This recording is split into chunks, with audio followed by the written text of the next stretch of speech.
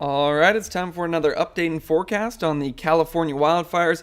Just based on the satellite imagery, you can see that a lot of our fires were more active throughout the day today than we had seen in previous days, especially the Windy Fire and the KNP Complex down here in the southern Sierras. So we're going to be doing all the most important updates on all the information that you need to know, not only about the Windy Fire and the KNP Complex, but you can also see those fires up in northwestern California were active today too. So we'll also go over the most important information when it comes to the McCash Fire, the River Complex, and the Monument Fire. But I think even more importantly throughout the course of this video, we're going to be taking a very close look at the fire weather forecast because there's a lot of interesting things going on. Big story is we might have our first real rain event of the season coming in, the best rain that we've seen since last spring.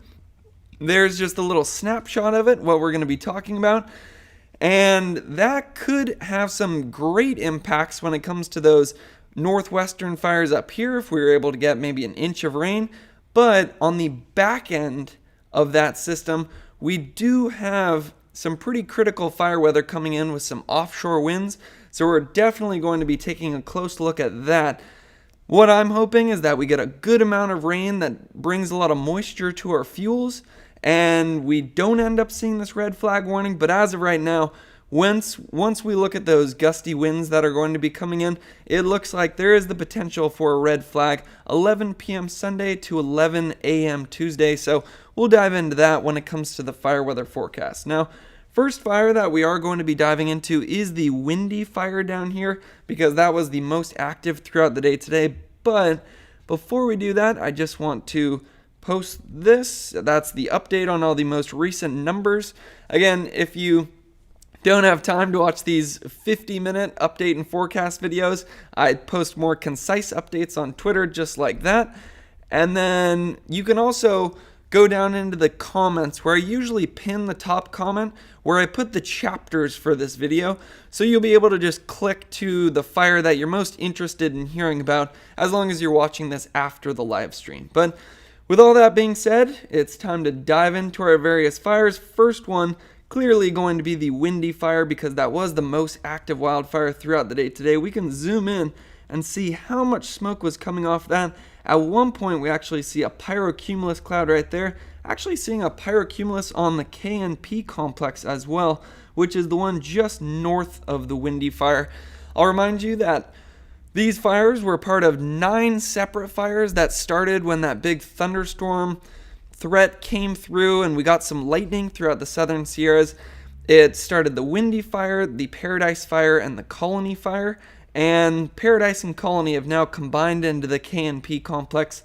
And it'll be interesting when we get to the actual fire perimeters to see if those fires have officially combined. Looks like they're pretty close there. Now, the one other way that's always a useful way to look at our fires is the natural color fire, where you can see why Windy, I think, is the top story for today. That does appear to be the fire that is burning the brightest as of right now.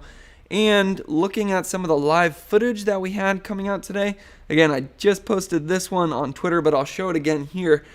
This is the Windy Fire throughout the day today. One thing, I'll pause it, early on in the day when our winds are a lot calmer, we've been having a nice little smoke inversion that's been keeping the behavior calmer in the early morning hours. But then as we get into the afternoon, that inversion lifts, and then our temperatures heat up. A lot of the fuels in this area are critically dry. That's actually one of the first things I notice when we look at this imagery is how much fuel is in this area. And we're seeing some drought conditions. A lot of that, there's a large amount of tree mortality as too. You can see one of those dead trees right there.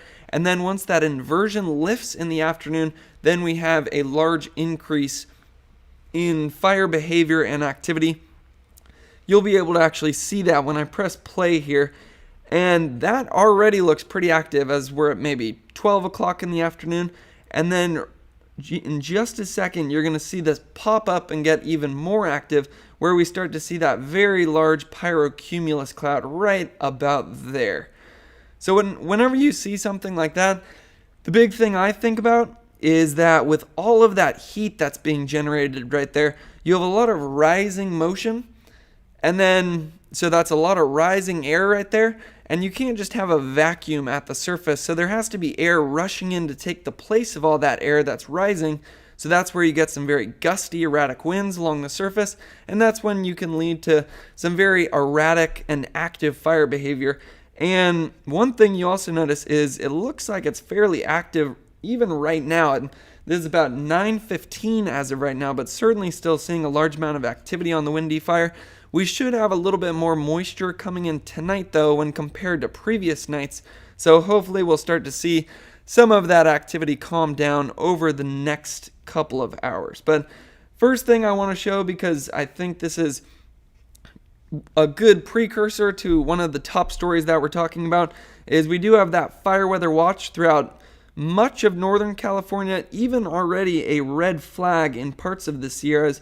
But we're going to be diving into that whole fire weather forecast later in the video. Right now, we're looking at the windy fire right here, which you can see is already showing that pink color, which represents the red flag warning. If you look at the timing, it shows September 18th, 5 p.m. to September 19th at 8 p.m. And just saw in the live chat, I'm actually going to try to keep a better eye on the live chat throughout the course of this video. I see that Lucy just sent in a super chat. Thank you as always. Also, thank you for being such a great moderator. You and Robert both do a great job of keeping the live chat informative and friendly. And also happy birthday to Lucy. I believe it was your birthday on Wednesday. So hope you had a good one. So just zooming back in here, reason for this red flag warning over the windy and day today is the 17th. So you can see that this red flag is in effect from 5 p.m. tomorrow until 8 p.m. the day after that. The reason for that is for gusty winds and low relative humidity. So that's two of the biggest factors when it comes to fire growth. If you have winds and very low relative humidity, that allows your fuels to be even drier, which allows for faster fire spread. And then when you throw in some gusty winds there, that also leads to faster fire spread and the potential for some spot fires as well. Just zooming into the windy fire though, just to prove that this is the windy fire we're looking at, you can see right there it shows 12,000 acres burned as of right now, 0% containment. And you notice where a lot of that growth was recently, more towards the north right there, where you see a lot of those hot spots outside of the previous fire perimeter. That's always one of the first things I look at to see how much growth we've seen throughout the day today. It's comparing where those hot spots are with where that previous fire perimeter was, and you can see we had a large amount of growth throughout the day today. And then also when you see those yellow circles, that means we were seeing some extreme fire behavior, lots of heat coming off of the fire. And probably don't even need to see the hot spots to prove that point. We can just replay that video today where that's, I think, one of the largest pyrocumulus clouds that we've seen this season. So clearly a lot of activity going on in the windy fire. That'll start to make sense when I show some of the fuel conditions that we have in this area. But first, I do just want to zoom in on the Cal Topo map, because I want to see what kind of structures we have around the fire perimeter and also look at where some of those live hotspots are. Now, one disclaimer, as always, when looking at these hotspots and everything I'm about to say on this map, you can sometimes take it with a grain of salt because it is picking up those heat signatures using a satellite in space. So we've seen in the past that in some cases it can be off by as much as 2 or 3 miles. So always take that with a grain of salt, but it is the best data that we have to work with right now, so we are going to use it. So just looking at the windy fire right there, that matches what the other map was showing. A lot of those hotspots on the northern edge of the fire. We had a lot of southerly winds the last couple of days. You can tell that just by looking at the direction the smoke is moving. It's almost moving directly to the north throughout the day today. And at one point you can almost actually see the pixels of that fire grow to the north. So you imagine smoke's going to the north, that means your winds are coming from the south, and that's why that fire is being pushed towards the north. Now, if we look at where the live ghost detections are, that also paints the picture that it's moving towards the north. Again, you can always take this with a grain of salt, but when you compare the previous fire perimeter down here in that yellow color with where we're currently picking up some of that heat, you can see it shows it moving significantly to the north. One thing I will say though is I think in some cases that smoke plume can have so much heat in it that the satellite actually picks up some of that heat and thinks that it's fire on the ground. So oftentimes this heat signature here overestimates how much fire is actually on the ground. And I see somebody just asked in the live chat, are the sequoia trees burning? That was something that I hope I included in that Twitter post that I just did, but that is, I think, one of the big stories in the Windy Fire area. We have giant sequoia trees in this area. I believe it's called General Sherman, which is the largest living thing on Earth, is in this area being threatened by this fire. But one encouraging thing that I did see is that they've wrapped a lot of those giant sequoia trees and also some of the structures in this area with protective foil, which is something that I hadn't ever seen in previous fire seasons, but I've seen it on a couple of fires this year where they're wrapping structures and critical resources in foil, and then that helps to protect it against the fire. Again, a lot of redwood trees and sequoias are naturally resistant to fire, but the reason they're using that foil just in case this season is because we're seeing some pretty unprecedented fire behavior. We're seeing a lot more extreme fire behavior than in previous years. Big reason for that is because of how dry the fuels are. They're at record low values and a lot of that fuel accumulation that's happened. So they're preparing for the worst because that's better than the largest living thing on Earth being destroyed by a wildfire. So I'm going to go back to the previous fire perimeter just because I think that's probably more accurate than what that live GOES detections is showing. And then we're going to turn on the structures here to see what kind of areas we have to worry about around the Windy Fire. And you can see there's 1, 2, 3, 4, 4.5, maybe 5 different clusters of structures around the Windy Fire in various areas where I couldn't actually find the map for the evacuation warnings and orders, but you can imagine all of these places are most likely under those evacuation orders. As always, get that kind of information straight from the source. I purposely don't go over that because that adds a middleman where some confusion is possible. So again, I put all the links for that kind of stuff in the description of this video. When in doubt, go to CalFire or InsuWeb.com. So one thing that I do want to do on the Windy Fire, again, that's not the most recent acreage. When we looked at it on this map, it's showing 12,000 acres there. And usually when there's a difference between acreage burned reports, it's usually the larger one that has been updated more recently. So we're going to go with 12,000 acres on the Windy Fire there. What I want to do though is usually they have a latitude and longitude. I want to put this in to windy.com. Oh, we have to delete the word latitude. And I want to see what kind of winds we're expecting over the next couple of days, because that's going to tell us what direction the fire is likely to move in, and then that'll tell us which of these clusters of structures is possibly in the most danger. But again, I imagine there are already evacuation warnings in place for all of these different clusters of structures, which you can see in those orange flashing dots right there. And I did already see some reports that they are wrapping some of those structures in that protective foil. So just clicking in here, that point that we're on is going to represent the center of the Windy Fire. The big thing that we're interested in is wind gusts throughout the afternoon tomorrow. So it's interesting. It looks like it's a slightly different wind direction than we have seen in previous days, coming more from the west. In the past, it was coming more from the south. That's why a lot of the growth throughout the day today was to the north. That's also why the smoke throughout the day today was blowing up towards the north.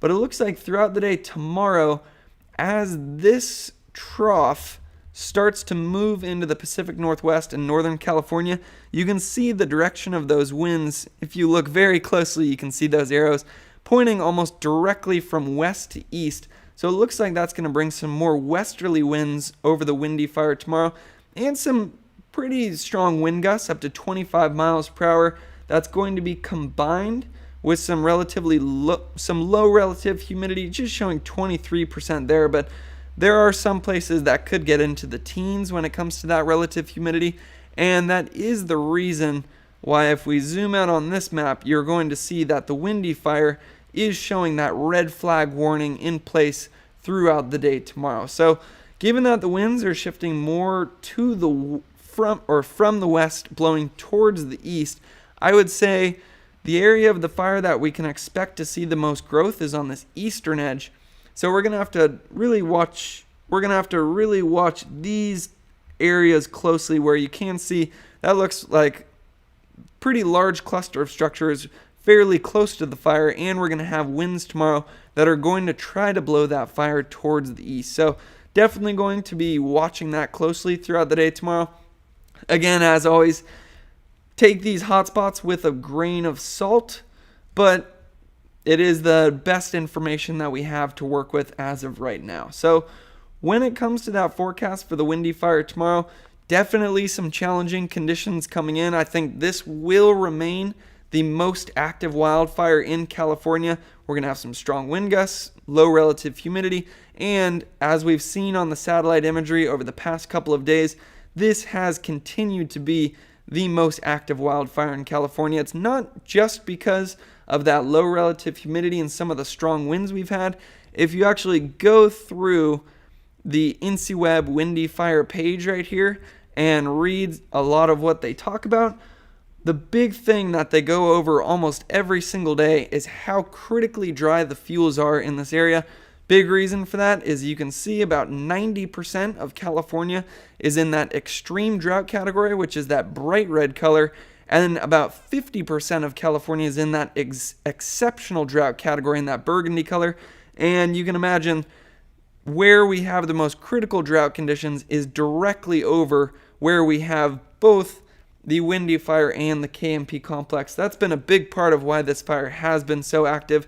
The other thing that they've mentioned, and you can slightly see it on this imagery right here, one, just how much fuel is in this area, just thousands of trees, but right there, again, that's just one example of it, but you can also see there's some tree mortality in this area as well. That's also something that they've mentioned numerous times throughout the CAL FIRE updates, is with that bad drought that we had from 2011 and then it ended in 2017, we had about 100 million trees die throughout the Sierra Nevada. Basically what happened was they became very drought stressed, they became weakened, and then that just straight up killed some of the trees, but then even more importantly, it weakened them to the point where they were very susceptible to disease and bark beetles. These trees could normally defend themselves against bark beetles, but when they were weakened by the drought, they didn't have the strength to defend against that, and I believe about 62 million trees died in 2016 alone. So we're still seeing the impacts of that on the windy fire today.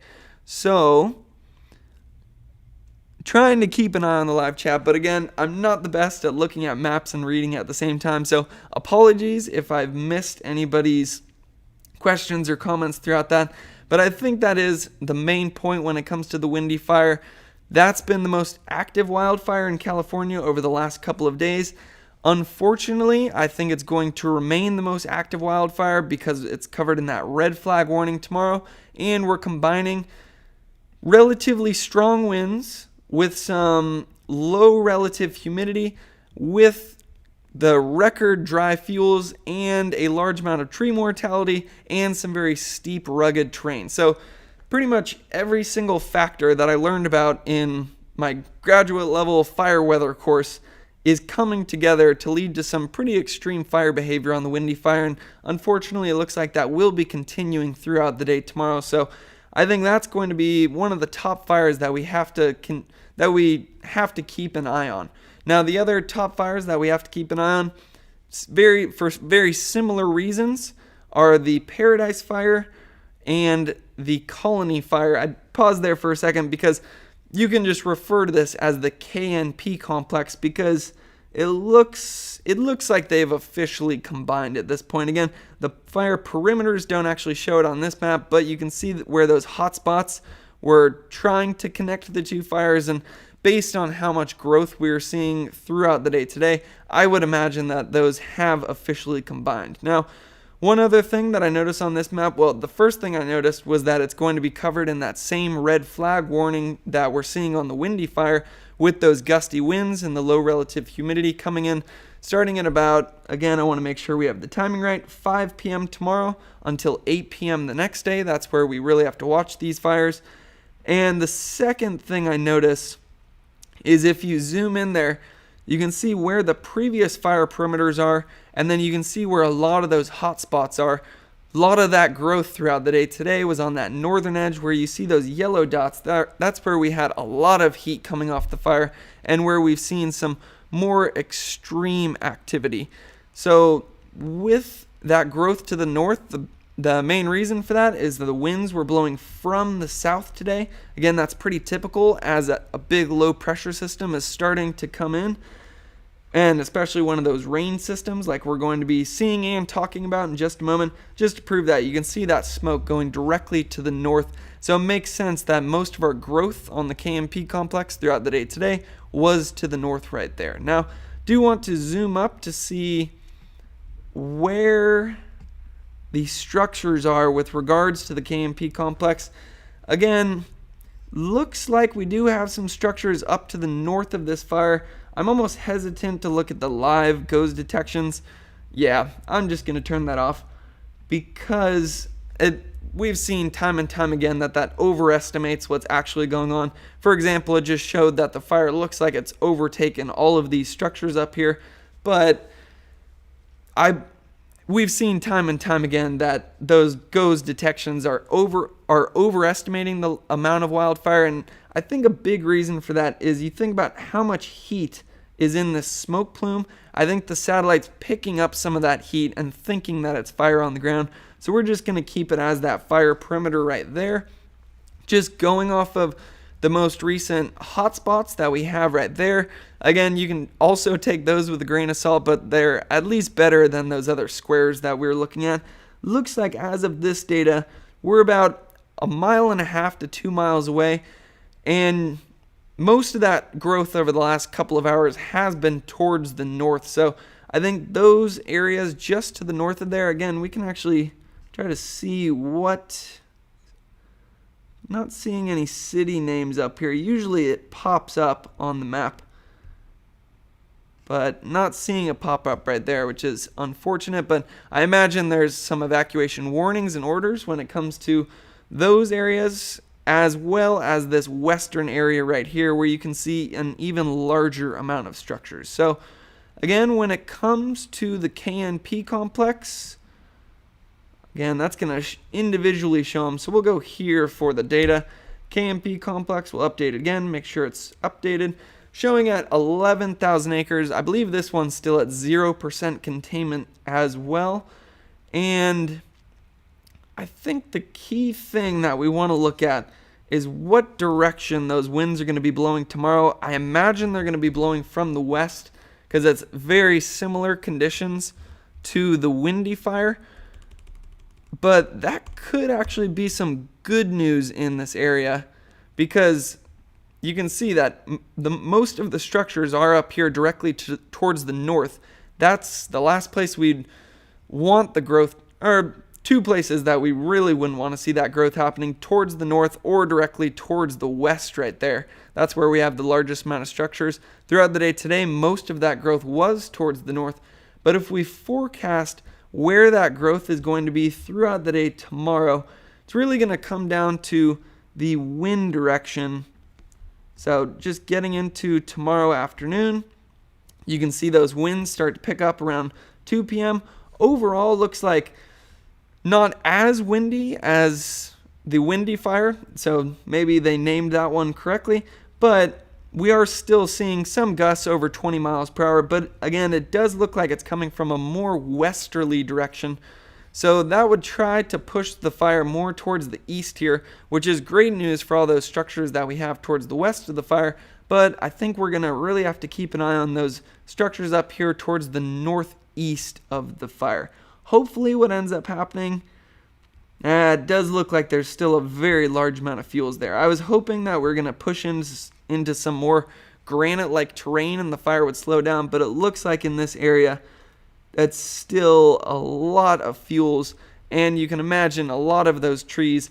Also, there's a large percentage of tree mortality as well in that exact same area with those exceptional drought conditions. So most likely going to see the fire growth continue on the KNP complex throughout the day tomorrow as we have those wind gusts over 20 miles per hour. We're also expected to have some relatively low relative humidity. Again, it's not the most critical relative humidity that we've seen throughout the season, but certainly lower than we'd like to see it. And because of that, we do have that red flag warning over us. So definitely going to be keeping a close eye on both the windy fire and the KNP complex.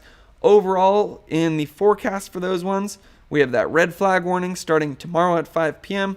The winds look like they're going to be mostly from the west. So we're predicting the majority of the growth on both of those fires to be to the east. And I do imagine these will be the most active wildfires that we have in California over the next couple of days.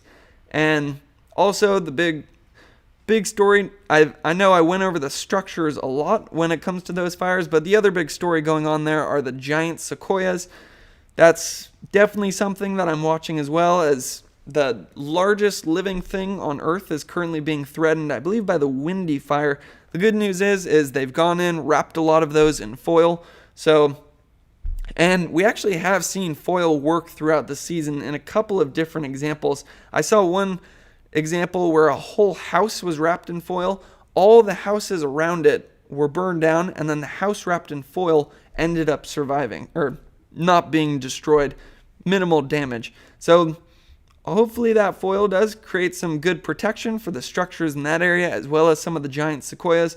But the other thing to remember is sequoia trees are naturally supposed to be resistant to fire. Reason they're taking the extra precautions is because, again, the fire behavior that we've seen throughout the season is pretty unprecedented. So you imagine how those trees have evolved over thousands of years wasn't exactly evolving for the conditions that we have right now.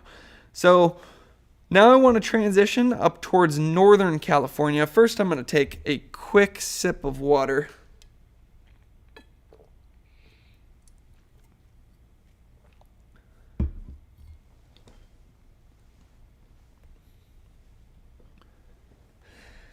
Alrighty, we are back. So transitioning up to Northern California, let's just look at the satellite imagery first. That's always the easiest way to figure out where most of the activity has been.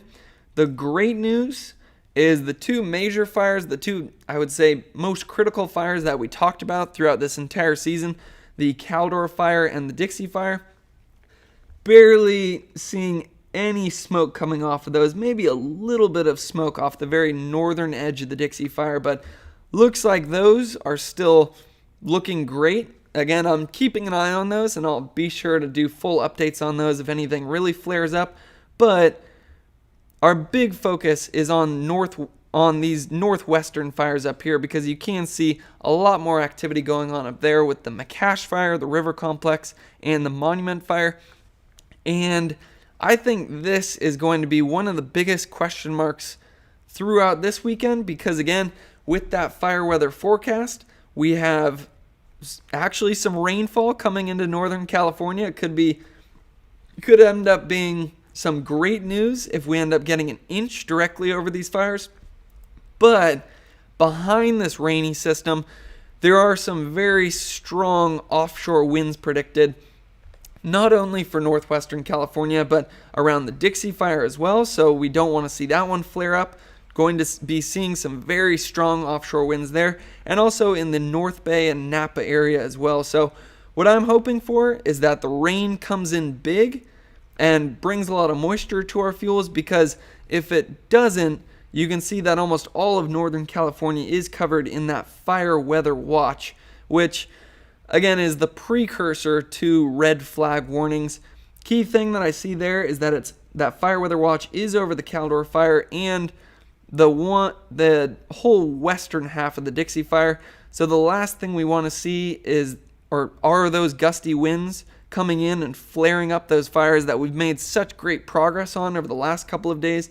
But then we also don't want to see any new fires start, especially up here in the North Bay, which seems to be an area every year where when those big offshore wind events come in, it does have a way of creating some fires in those areas. Now, you can also see in Northern California, there are some spots that are already in that red flag warning. So going to be interesting to see if that turns into a red flag as well. I think I read the whole National Weather Service update on that, and I think they're almost waiting it out to see how much rainfall we end up getting, because they said if we get more than a tenth of an inch of rain in a lot of these areas, then we should be maybe good when it comes to fire danger. Or I think they said if we get more than half an inch, we'll be good when it comes to fire danger. If we get less than a tenth of an inch, most likely turning into a red flag warning there. And we'll look at that in a second. But first, let's just quickly zoom into these fires, which you can see aren't under that fire weather watch. And I believe the reason for that will make sense once we look at the rainfall totals that are expected in a minute. But first, I just want to see exactly where those hot spots are in relation to some of the structures in that area, see what some of the key spots are that we have to worry about. We'll look at the Monument Fire first. Overall, I'd say looking very similar to what we'd seen in the past. We keep seeing those hot spots on the Monument Fire on the northwestern spot right there, the northern spot right there, and that spot west of Hayfork. I think the number one spot that I'm watching is that northwestern hotspot right there, because that is the area that is the closest to the largest amount of structures, which again you can see in those flashing orange dots right there. So I imagine there's still a large number of evacuation orders put in place up here, but also keeping my eye on that spot as well. If we look at the GOES detections, looks like the Hayfork hotspot has calmed down over the last couple of hours, but seeing a fair bit of activity still on this northern edge that we're going to have to keep watching. And I just saw in the live chat that Gina sent in a super chat. Thank you very much. It's always great to hear when these videos have been informative and helpful. That's the main reason I do it. It's also just a great way for me to practice communicating wildfire, which is really what I plan on doing for the rest of my life. So just zooming into the Monument Fire again, I think key spot that I'm watching is that northwestern section right there. When it comes to the Monument Fire, it is up to 218,000 acres, 53% containment. No, I hadn't pulled this up yet, but I'm curious to see where that puts it on the largest wildfires in the history of California, or if it even does put it on the list.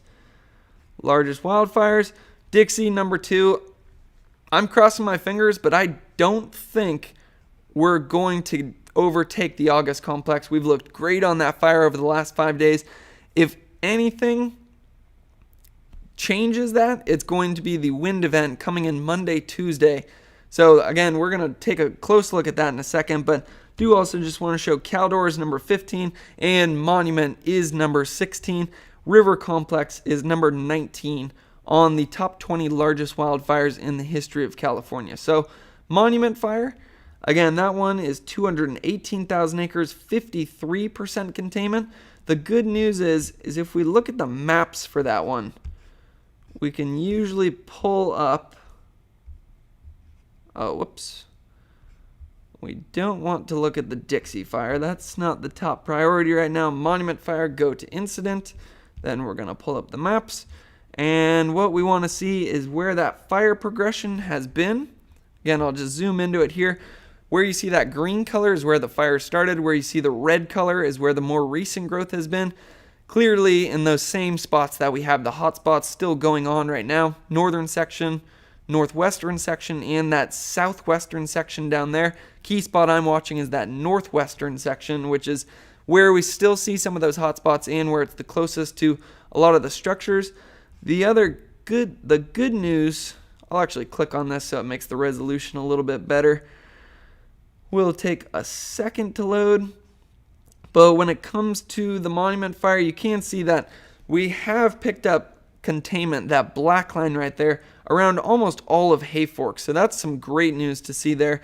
Good protection in that area. Where I'm hoping to see that protection come in is on that northwestern section, where again we do have a rather large amount of structures. Now, we also mentioned the river complex. That was number 19 on the largest wildfires in the history of California. You can see we do have some containment on the southern and northern edges of that fire right there. Zooming up to the river complex, looks like most of the growth has been on the eastern section and the western section. I think the key spot to watch there is that northern spot right there, where you do see some of those hot spots and some of those orange dots, which represent where the structures are. Also watching that southeastern section as well. If we look at the live GOES detections, most of that heat coming off of the fire as of right now appears to be on the southwestern spot right there.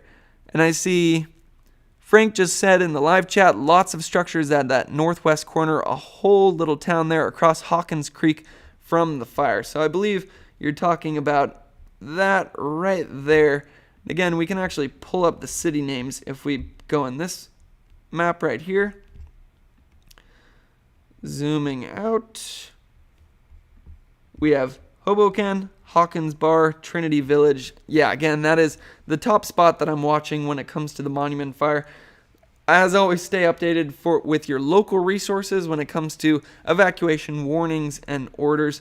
I put the links for that kind of information in the description of this video, as well as most of the other information that we're talking about as well.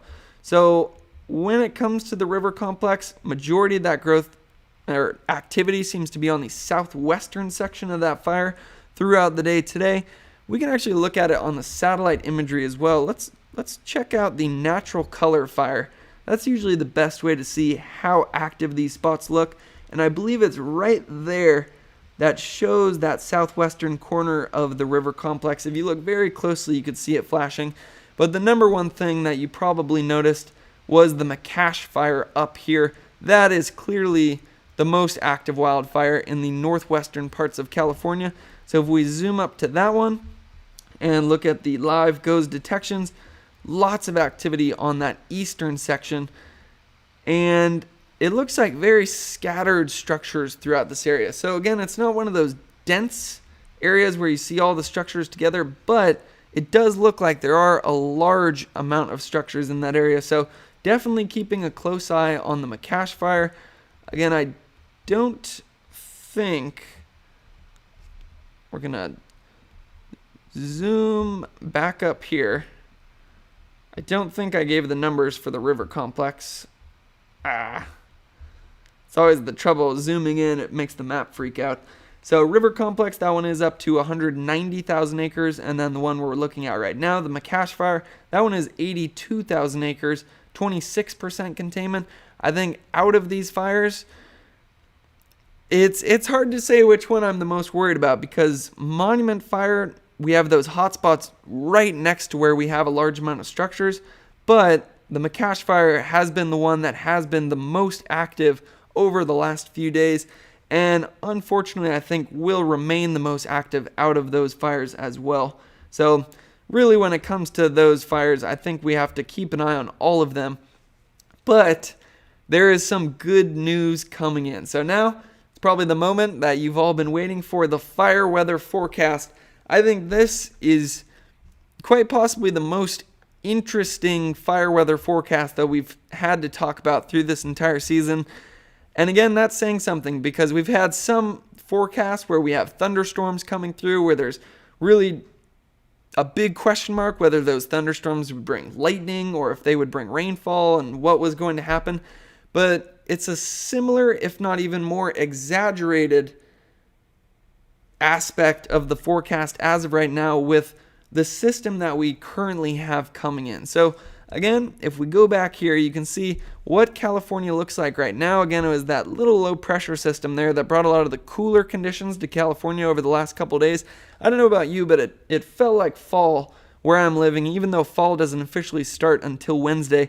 But the big story is getting into Saturday and Sunday, we have this large trough moving into the Pacific Northwest. So the key difference with this possible rain system and some of those late rain events that we've had over the past couple of months is in the previous rain events, that was monsoonal moisture coming up from Arizona. And you imagine that's associated with very warm air, which is why a lot of those rain events were associated with thunderstorms and lightning. This one is the first real proper rainstorm that we've had since last spring. The reason for that is it's not monsoonal moisture coming from Arizona. It's actually a real low pressure system coming from the Gulf of Alaska. So with that, it's much better for fire initially because it brings some cooler temperatures with it and there's less of a chance for thunderstorms. But as we'll talk about in a second, it does have its negative side effects as well. But first, we're just going to go over to the positive because, again, you always got to look for the positive, especially throughout this wildfire season where we've had so much negative to talk about. This is one of the first big positive stories that we've had this season. The other big positive story was that video that I retweeted on Twitter the other day of everyone cheering for the firefighters as they were leaving the Caldor fire. If you haven't seen that one yet, you should definitely check out my Twitter page, Holt Hanley, on Twitter, where I retweeted that. That is, I think, one of the best videos I've maybe ever even seen. If it doesn't bring a smile to your face and restore your faith in humanity, then I don't know what will. But again, back to the fire weather forecast, bit of a tangent there. This is up there with that video as some of the best news that we've seen throughout this fire season. You can see, I'll click through it again just in case you missed it. Saturday through Sunday, we have that rain coming through. Again, the reason for that is that low pressure system moving into Northern California. And you notice it stays very far up in Northern California, which is why you don't see this rain stretch all the way down to the Windy Fire and the KNP Complex, which is unfortunate, but at this point we'll take whatever we can get. And the good news is the part of California that appears to be getting the most rain is directly where we'd want to see a lot of that rain coming in, because that's directly over where we have some of our most active wildfires. Again, all the ones that we're talking about right now, the Monument Fire, the River Complex, and the McCash Fire. You notice that when we zoom out and look at California, much of Northern California is in that fire weather watch. These fires aren't, and I believe the reason for that is because that's an area where the models are predicting the largest amount of rain. So that should significantly help our fires. Again, I don't think it's going to put the fires out by any means, but it's certainly going to help. If we want to take a more zoomed in look and get the exact timing of this event, we'll go to right there. It looks like about Saturday at 11 a.m. That rain is still right off the coast, starts to push in Saturday 5 p.m. And then between Saturday night and Sunday morning, that looks to be when it's dropping the largest amount of rain on Northern California, and then it almost moves like a wave down through Northern California. What I'm really hoping is that we pick up some good rainfall in the Dixie Fire area, put that fire to bed, and just continue some of that great progress that we have been making recently. But I'm also really looking for some rainfall in that part of California, because there is that negative aspect of the fire weather forecast that we are going to go over in 1 second. First, I just want to show the overall total precipitation that is expected with this one. You can see the key spot is clearly northwestern California. I'm hoping that we can pick up an inch of rain directly over where we have some of our most active wildfires, like the Monument, River Complex, and McCash. But one thing I will say is, oftentimes with the first rain of the season, the models have a tendency to over-predict the rainfall. But again, we could catch a break, so hopefully that does end up happening. Also good to see that areas like Quincy up to Mineral, that's where we could get a 1/4 of an inch to a 1/2 an inch. I think that is going to be even more important moving forward. I'm fairly confident that we're going to get some good rainfall in northwestern California.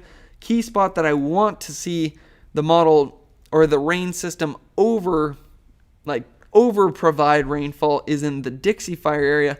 And the main reason for that is because of that fire weather watch and the conditions that we do have coming in. So without further ado, it's time to actually look at the negative part of the forecast. Again, the positive part is that we actually have our first real rainy system of the fall. Again, fall starts Wednesday, but this is kind of the kickoff to fall where we could get 1 inch to 2 inches up here in Northern California, as we're also seeing maybe a 1/4 of an inch to a 1/2 an inch over here in more northeastern California. But the big question mark is that fire weather watch. So the reason we have that fire weather watch is when you have a low pressure system go in like that, what happens behind it is you get offshore winds. If you don't know what that means, it's where you get winds blowing from the land offshore to the ocean. The reason that that's critical when it comes to wildfire is you imagine if you have winds blowing from the ocean onshore, it's taking some of that great moisture and moving it over land, which is able to calm down wildfires. The exact opposite happens when winds are blowing offshore. It's taking very dry air and moving it in directly into some of our worst wildfire areas, combined with some very gusty winds. So first I want to look at some of the winds that we're expecting throughout the day tomorrow, because I think that already is something to worry about. Looking at Northern California, again, at this point, you notice those winds are onshore. They're blowing from the ocean onshore, but they're blowing very hard. You can see in some of these spots 45 miles per hour. Even in northwestern California, we're getting some gusts up above 45 miles per hour. Luckily, I think that's going to be combined with some good rainfall. The question mark is this area right here, because we're going to have very gusty winds, and it's a bit more of a question mark when it comes to that rain. Now, I'm really hoping that we get some good rain there, because when we look at Sunday into Monday, that's where we start to see the offshore wind event come in. You notice that the winds change direction, and I think the key spot that I'm worried about here, actually 2 key spots. One, the whole North Bay area. Again, you can see those northerly winds coming in, some gusts up above 35 miles per hour. If we don't get a large amount of rainfall in that area, we most likely will be seeing that fire weather watch turn into a red flag warning. Again, I think they're waiting to see how much rain we get to see if they want to make that a red flag warning. Again, they're saying if we get less than 1/10, it's for sure turning into a red flag. If we get over a 1/2 an inch, there's a chance that they'll think that the fuels have gotten enough moisture on them that we won't see that red flag. But that's one of the key spots I'm watching. Other key spot I'm watching is more northeastern California. I think you see that the gustiest winds are right northeast of Paradise, Concow, Berry Creek. So that's one of the top spots that I'm watching, because those offshore winds are going to be combined with some low relative humidity, and it's combined with extreme drought conditions and a large amount of tree mortality as well. So lots of different factors combining in that area. And if we go forward into Monday afternoon, you can see those offshore winds continue for quite a long period of time. So again, I think that's one of the key spots that I'm watching as well. What I'm really hoping doesn't happen is the Dixie Fire or the Caldor Fire flaring back up again. Knock on wood as I say that, but we've made such great progress there over the last couple of days. I'm really hoping these winds don't flare anything up there. Also hoping that no new fires start, but unfortunately I think that is something that we do have to watch over the next couple of days. What I'm certainly hoping for is for this rainfall to end up coming in, end up dropping some great moisture over our fuels. There's a chance. it won't put out the wildfires, but it'll certainly trend us in the right direction. And we have already been trending in the right direction, especially on the Caldor and the Dixie. So hopefully that rain overperforms and we just continue that trend. But with that being said, there is a big disclaimer in the forecast because we have those gusty winds coming in after that system moves through. So I think that is something that unfortunately we are going to have to keep a very close eye on. So lots of things to talk about over the next couple of days. I know I've been a little spotty with my forecast recently. I'm trying to wrap up my master's thesis as of right now, so that's why it's been a bit on and off with these updates. It hasn't been the daily routine like I have been in the past, but with everything going on in the forecast, I am going to try to switch back to more of a daily routine because there's going to be a lot of things changing over the next 3 or 4 days. If we get a large amount of rainfall, fire danger will go down.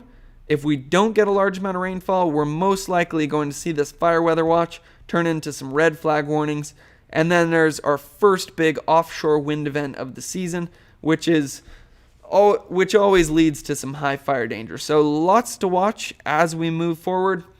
Again, I think the most active wildfires that I'm forecasting for over the next 2 days will be the windy fire in the KNP complex. That's outside of the rain. That's also where we have a lot of different factors coming together to lead to some active behavior. It's also the area that has been the most active the last couple of days. But even more importantly, that's an area that is not going to be seeing any of that rainfall coming in.